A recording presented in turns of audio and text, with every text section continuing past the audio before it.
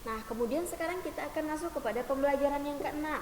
Nah, pembelajaran yang keenam itu adalah menulis informasi dari teks yang dibacakan, kemudian sikap kepahlawanan.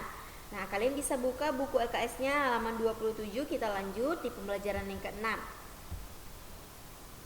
Nah, informasi. Nah, informasi itu adalah apa? Informasi itu adalah informasi yang dapat diperoleh dari berbagai sumber. Jadi kita bisa memperoleh informasi di mana saja, lewat siapa saja, ya melalui sumber apa saja.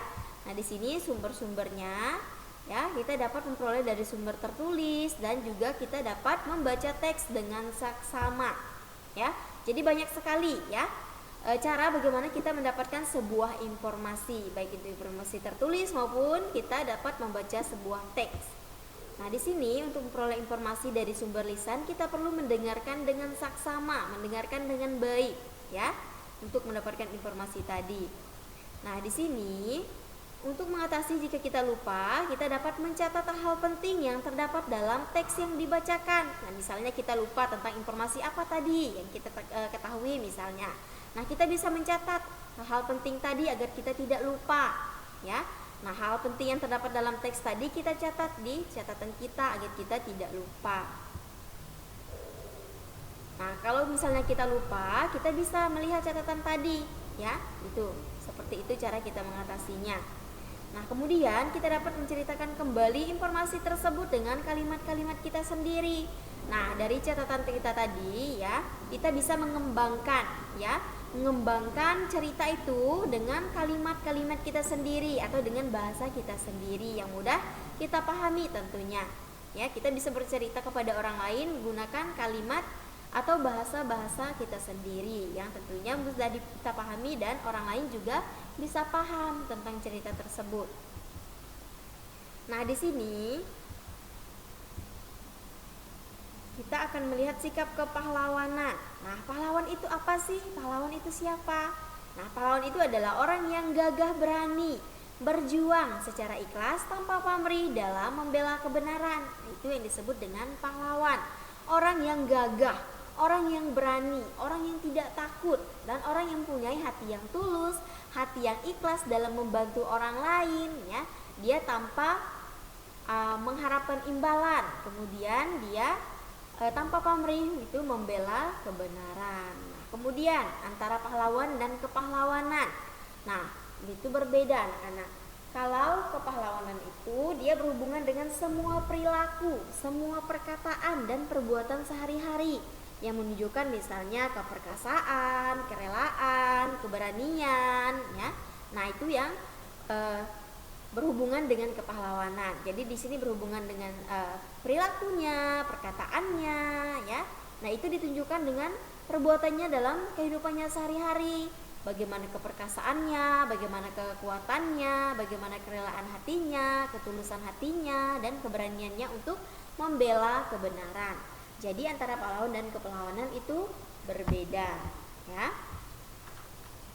Nah, ciri-ciri sikap kepahlawanan. Nah, yang pertama, ya, dia berani membela kebenaran dan keadilan. Kemudian tidak mudah menyerah, rela berkorban, dan cinta tanah air serta disiplin dan bertanggung jawab. Nah, ini tadi ya, sikap atau ciri-ciri sikap kepahlawanan, ya, ada 5. Dia berani membela kebenaran dan keadilan. Kemudian dia tidak mudah menyerah atau pantang menyerah. Ketika dia gagal, maka dia akan terus berusaha sampai ia bisa. Kemudian ia rela berkorban. Ia rela mengorbankan dirinya demi kepentingan orang lain atau kepentingan banyak orang. Kemudian cinta terhadap tanah air. Kemudian disiplin dan bertanggung jawab atas tugas-tugas yang diberikan kepadanya.